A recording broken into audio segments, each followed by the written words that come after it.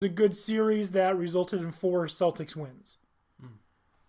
We didn't need to watch. Yeah. Well, no, the Celtics Pacers games were good for the most part. The Bucks Pistons games were not.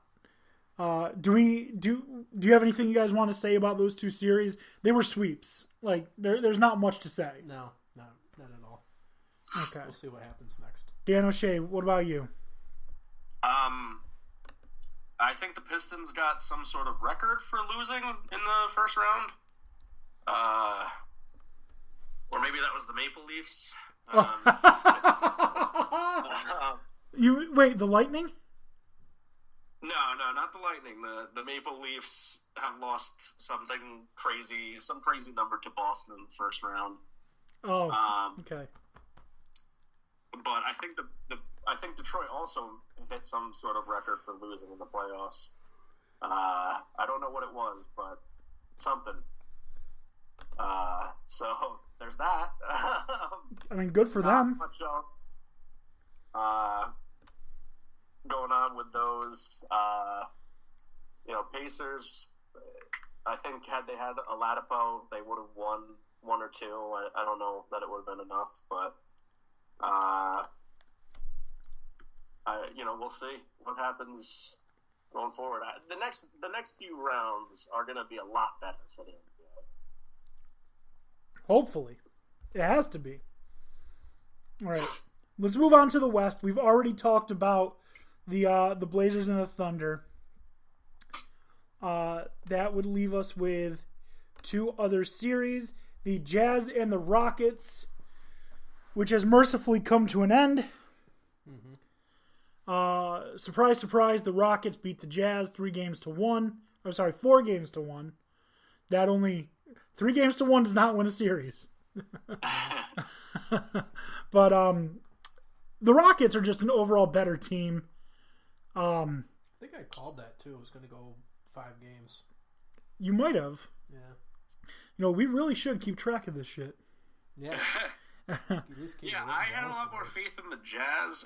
Mitchell had one of the worst player efficiency ratings in the playoffs. I don't know. LeBron James scored 0 points. Yeah.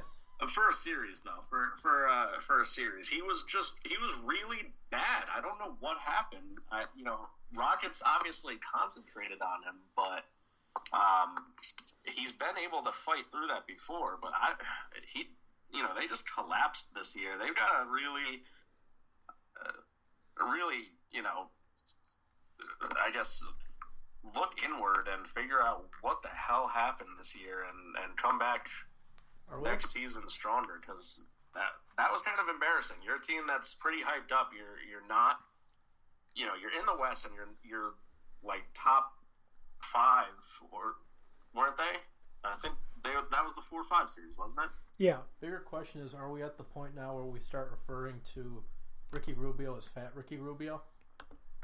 No, I don't think so. I think we reserve that for Eddie Lacy, Trent Richardson, and C.J. Anderson. I thought we could have made him part of the group tonight. I was thinking that last night.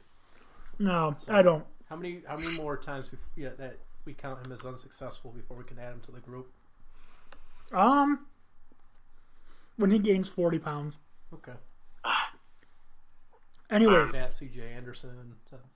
I tagged you guys, or added you, or whatever it is, at it on Twitter, of the Rockets stealing the ball and James Harden going up and just slipping out of his hands. It was hilarious. But James Harden, man, he had some. What were you gonna say? Ridiculous. He's so ridiculously good. Like the stats, he's just in like offensively, he's just in his own area right now. Like someone did they were doing charts of players, and it was like secondary scorers were all in a grouping like here, and then you went up in points and minutes, and it was like, primary scorers, and then it was like superstars, and then you got like LeBron and everything, and then James Harden is off by himself even further up. because he's just been killing it on offense. He's, his defense, he's seems to be focusing a little bit more on it. It's still questionable at times, but his offense, man, it's just ridiculous. So 3 things with that. 1, defense as a whole is disappearing from the NBA. 2, he has special rules that apply to only him. And 3, Awesome. Much like Russell Westbrook, his team is literally trying to get him as many points as possible. Well, I mean, when he scores on that percentage from everywhere on the court, why the hell not? He could be 0 for 30, and they'd still be feeding it to him every time he's on the floor. I mean, he's had those games before. It's very rare, but he's had terrible games. It's just most of the time, he's the best chance you've got at scoring. It doesn't matter what situation. Right. And, I mean, that's why people keep saying, like, we're never going to see anyone have another 100-point game. That's bullshit. We will. Because defense is deteriorating to a point where you're literally just seeing how fast these guys are getting up and down the court. They're just not even going to try on defense. It's going to be a half-court game in 10 years, and you're going to start at the center court and just run and see how many times you can score, and the team that scores the most in 10 minutes wins. Game of buckets. Seriously. That's what defense... The entire NBA plays Big 12 defense in football. It's just non-existent. Perfect example is that game last night. Golden State. It's like, oh, just thread the needle. There you go. 2 points. When James Harden is literally in the conversation for Defensive Player of the Year, there's no defense. All I can think of is Space Jam, which when right after Charles Barkley's talent gets stolen, he's just standing there like this. Right. In his hands. Yeah. Was it Patrick Ewing? Yeah. Whoever won. Yeah. It was Patrick Ewing. Yep. I'll just stand here. But they don't play defense in the NBA. We will see another 100-point scorer. We will. Shit, I mean, what was that? Was it a couple years ago when they had the All-Star game, or it was just like constant back and forth? It's every All-Star game. They're on pace for like 200 points, whatever it was. That's every All-Star game. Yeah. Anyways, we have 2 more series to talk about. Which is the one that you guys had notes on? Golden State. Yeah. All right, so then let's talk about the other one before we get there, and that is the game that's happening tonight. The Nuggets could close out the Spurs. Spurs have been feisty. Patty Mills is my favorite Spur. Not of all time, of course. Tim Duncan's number 1. But Patty Mills is my current favorite Spur. He's been good. DeRozan's been fun to watch. LaMarcus. But, Denver's the 2 seed for a reason. They have been extremely efficient. They are finally actually winning against the Spurs, which hasn't happened in the playoffs in like 15 years. Yeah, I mean, in all fairness, you go back those 15 years, they've had Duncan, Parker, Ginobili, and then they've had Kawhi, Aldridge. So the Spurs have just been like the most stacked team in the NBA outside the Golden State Warriors for the last like 25. Mm-hmm. Yeah, it's true. But yeah, well done by Denver. They went down early and they've really fought to get back and get their identity back. Jerkic is playing extremely well, doing everything.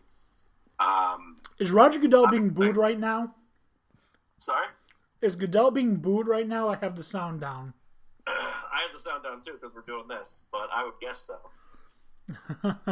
Maybe he's got a new automated voice like he has in South Park. Maybe. But anyways, sorry to cut you off, Dan O'Shea. No, that was pretty much it. I expect Denver to close this one out. Well, if the game were to end right now, the Spurs would win 2-0.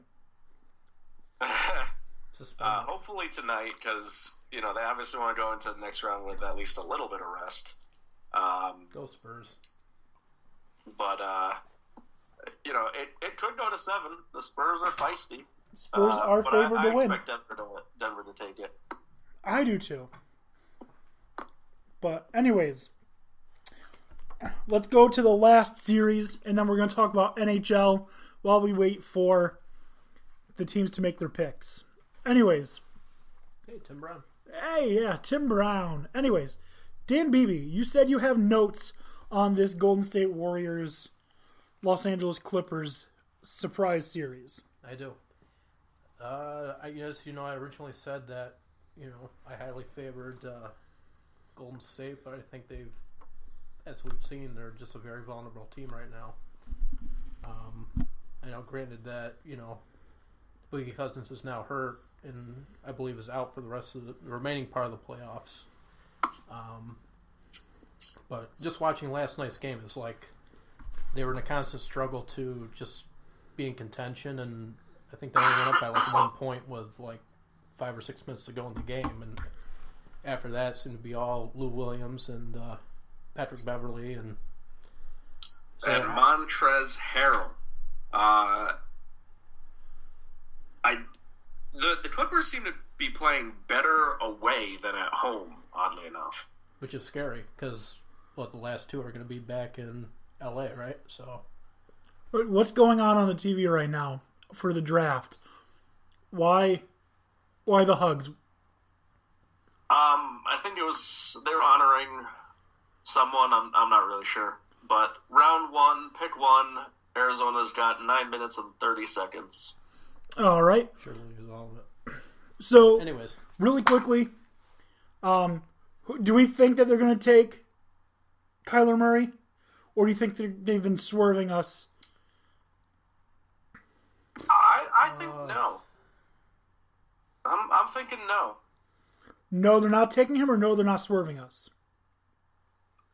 Sorry. I think no, they're not taking him. I never thought they were. I think they're going to take Bosa.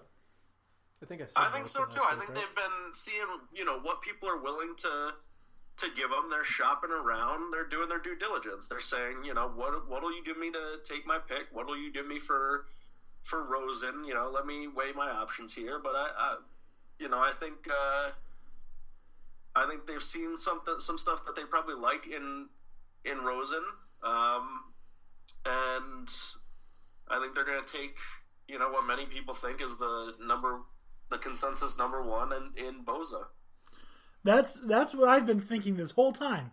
I think they're going to take Nick Bosa. Anyways, Dan Beebe, back to your analysis. I think that... Oh, really quickly. We have 9 minutes and 38 seconds on the clock now. Yeah. So that's how far behind we are. Looks like they want to take all of it, too. They're just gradually sitting there. And You've had 5 months to figure this out, guys. Look at them, though. They're like, just casually get some more coffee. We're good. But yeah, I think Golden State's vulnerable. I think LA will potentially win these next 2 games. What? Yeah. No way. What? No? Nah, the Clippers have made it fun, but Golden State's taking this. What they gotta go? They're playing back in LA. Do you think they're gonna bounce back? I think the Warriors are gonna win because LA's not that far from Oakland. But you would think shouldn't the Warriors have taken the series by now? It's like, yeah, they're fucking with them. They should have, but they're still up. It's still 3-2. There's no way they lose 2 more in a row to the Clippers. It would be hilarious. All right. Well, do you think at least goes Game 7? No, I think this is over. Tomorrow night. Yeah, I'm just saying. They said though Patrick Beverly's shortest guy on the team had like 13 some rebounds. Yeah, Patrick Beverly's a beast though. Yeah, there's that. Yeah, he is.